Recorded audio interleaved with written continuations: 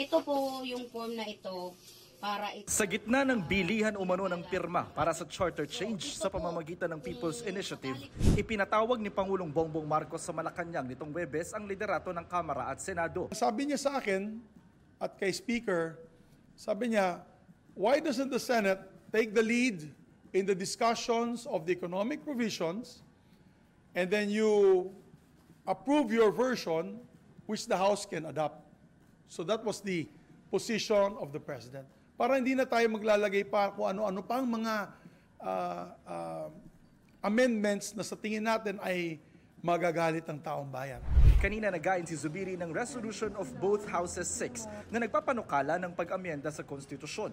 Nakasaad dito na daragdagan lang ng mga salitang unless otherwise provided by law ang tatlong probisyon sa saligang batas na naglilimita ng pag-aari ng mga dayuhan sa mga eskwelahan, advertising at public services gaya ng telco sa 40% lang. Kung may dadagdag ang mga kataga, pwede na ang 100% foreign ownership kung may maipapasang batas para dyan. Hindi kasama sa bubuksan sa mga banyaga ang pagmamayari ng media at lupa sa bansa. Si President mismo ayaw niya ng lupa na ibigay sa foreigners.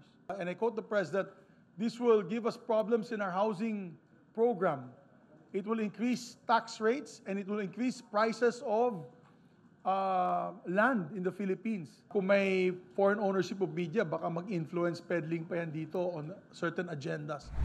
Para makapasa sa plenaryo ang resolusyon, kailangan ng 3/4 ng boto ng mga senador at 3/4 ng boto ng mga kongresista.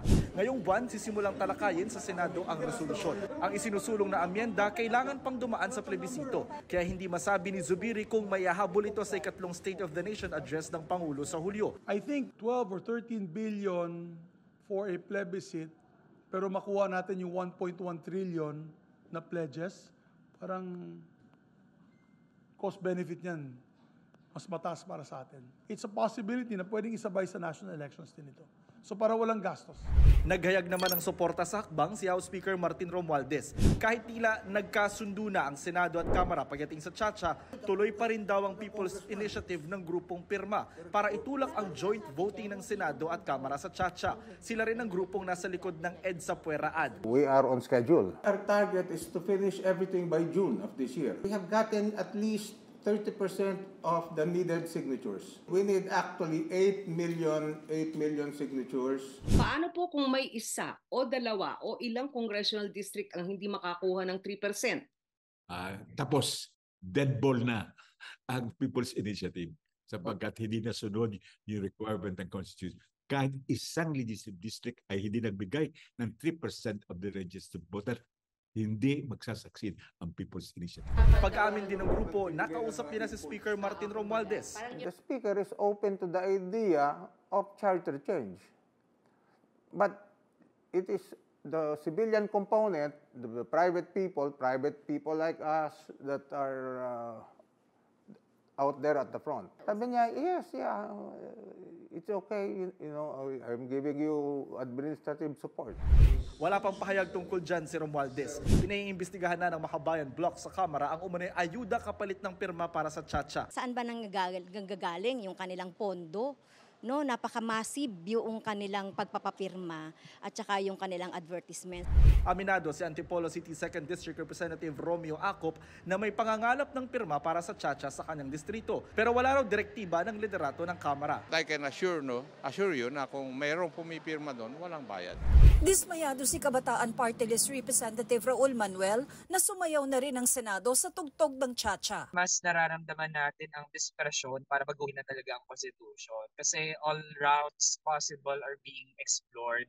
And we were still hoping na ang Senado ay magsistick, diba, doon sa hindi pag-prioritize sa charter change. Pero dahil na rin sa naging pronouncements, tingin natin ay bumigay ang Senado. Kahapon naghain si Senate President Mig Zubiri ng Resolution of both Houses No. 6 na layong amyendahan ng economic provisions ng 1987 Constitution. Ang kapatid ng Pangulo na si Senator Amy Marcos nangangambang hindi lang economic provisions ang babaguhin. Maraming nagbabanggit na sa hunot dulo nito, magpa-parliamentary na tayo. Sino bang gusto mag-Prime Minister? Yung hindi mananalo bilang Pangulo.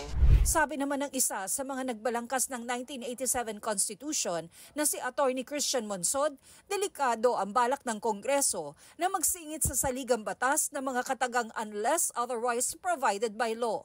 It's a very ingenious and dangerous provision na isisingit nila yon kasi mas madali na mag-pass sila. I was asked once, were there mistakes in the Constitution? Sabi ko, of course. But if we made mistakes, we made two. We overestimated the spirit of EDSA and we underestimated the greed of our politicians.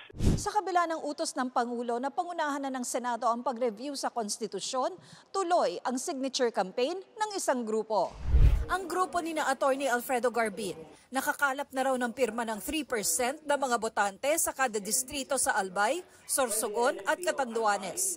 Balak naman daw ng mga alkalde sa distrito ni Albay 1st District Representative Edsel Lagman na sampahan ng reklamong vote buying at vote selling ang mga bumili at nagbenta ng pirma para baguhin ang konstitusyon. Magpapile ng complaint yung mga alkalde na binigyan ng pera at sinabi na kailangan na magpapirma sila ng People's Initiative. That's part of democratic process. Anybody can file and oppose the movement. And at the same time, kami naman ay hayaan kung meron ng sufficient na pirma, sufficienting pirma, then we will file the same to the Commission on Election for its verification. Paglalahad naman ni Senator Marcos, maging mga contractor ng DPWH sa Ilocos Region at Calabarzon, nangangalap na rin ng pirma para sa Chacha. Akala ko nga PI is dead on arrival. Bakit nga may mga DPWH na contractor na biglang nagpapapirma? Tago muna yung mga congressman saka city mayor. Kami na muna magpapapirma para hindi masyadong bistado. Sa isang mensahe sa GMA News Online, sinabi ng DPWH Media Relations Section Head na si Josine Estuye na wala silang kontrol sa mga aktibidad ng mga kontraktor maliban sa kanilang kontrata sa kagawaran. Gayunman, beberipekahin daw nila ang mga isiniwalat ni Marcos. Itinanggi naman ng isang kongresista na si Speaker Romualdez ang pasimuno ng People's Initiative. It wasn't the Speaker actually who initiated this. Isinumite na sa local COMELEC offices sa mga signature form para sa isinusulong na pag-amyenda sa saligang batas. Sabi naman ng isang dating Chief Justice, minor revisions lang sa konstitusyon ang pwedeng idaan sa People's Initiative. May report si Sandra Aguinaldo. Nagsimula ng magsidatingan sa iba't ibang local COMELEC offices ang mga papel na ginamit sa signature campaign para sa charter change sa pamamagitan ng People's Initiative. Ayon kay COMELEC Chairman George Garcia, galing sa 400 munisipalidad at syudad ang mga signature forms at patuloy itong nadaragdagan. Sinimulan na ring bilangin ang mga nakalap na pirma. Para umusad ang People's Initiative, 3% ng rehistradong botante sa bawat isang distrito ang kailangan at dapat di bababa sa 12% ng registered voters mula sa buong bansa.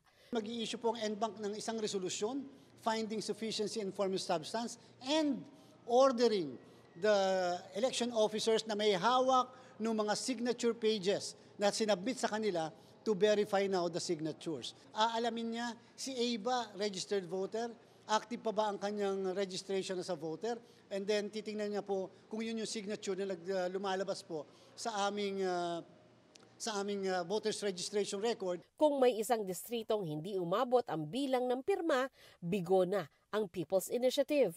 Kung gustong bawiin ang pirma, pwede po yung patanggal mismo ng local COMELEC. Sabi ni Albay Representative Joey Salceda, nakakuha na sila ng sapat na bilang ng pirma. Pero hindi pa raw tiyak kung kaya itong gawin ng lahat ng distrito sa bansa. Malay mo, hindi nila ma-reach yung 12%. Because I think at least 20 districts are proving to be difficult. Si Senate Minority Leader Coco Pimentel, handa raw kontrahin ang People's Initiative sa Korte Suprema. I think we can argue before the Supreme Court that that is not a People's Initiative kasi may compensation. A very attractive promise can amount to a compensation. Hindi na po initiative ng tao yan. Initiative na yan ng vested interest. Dati nang kinuwestiyon sa Korte Suprema ang hakbang na amyendahan ng konstitusyon sa pamamagitan ng People's Initiative. Ang isinusulong noon, gawing parliamentary ang gobyerno. Pero sa desisyon ng Supreme Court noong 2006 sa kasong Lambino versus Comelec, hindi pwedeng palitan ang sistema ng gobyerno sa pamamagitan ng People's Initiative. Paalala pa ni retired Chief Justice Artemio Panganiban, minor revisions lang ang pwedeng ipanukala sa People's Initiative. Sabi ng Supreme Court, the amendment should be clear and simple. Kailangan yung maintindihan ng mga tao ang ating panukala. Kung hindi maintindihan ng mga tao, mahirap silang bumoto. They cannot vote intelligently. Hindi raw kasi tulad ng Constitutional Convention o CONCON at Constituent Assembly o CONAS. Sa People's Initiative, walang pagkakataon para maipaliwanag ng husto ang issue. At dahil People's Initiative, giit ni Panganiban, dapat taong bayan ang nasa likod nito, hindi mga politiko o taong gobyerno. Sandra Aguinaldo, nagbabalita para sa GMA Integrated News.